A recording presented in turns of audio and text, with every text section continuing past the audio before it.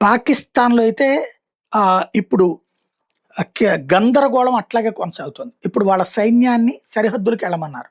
సరిహద్దుల్లో సైన్యం మోహరించింది. ఎవరి పక్షాన పోరాడాలి? ఇరాన్ పక్షాన అమెరికా మీద పోరాడాలా? అమెరికా పక్షాన ఇరాన్ మీద పోరాడాలా? ఇరాన్ ఏమో మిత్రదేశం. ఇరాన్‌తో నిన్నటిదాకా సంకనాకింది.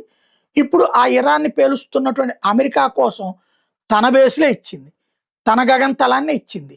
అట్లాగే ఇప్పటికి గూడా ఇజ్రాయెలు, అమెరికాకి సంబంధించినటువంటి యుద్ధ విమానాలు ఫ్యూయలింగ్ చేసుకుంటోంది. పాకిస్తాన్‌కి సంబంధించినటువంటి ఎయిర్ బేసుల నుంచినే. పాకిస్తాన్‌కి సంబంధించిన నేవీ బేసుల నుంచినే.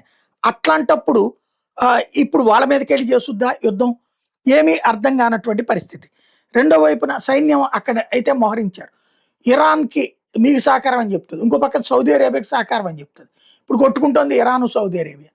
ఎవరి పక్షాన ఉండాలో అర్థం గాక సైన్యాన్ని మాత్రం సరిహద్దులు మోహరించి అలా నిలబెట్టింది.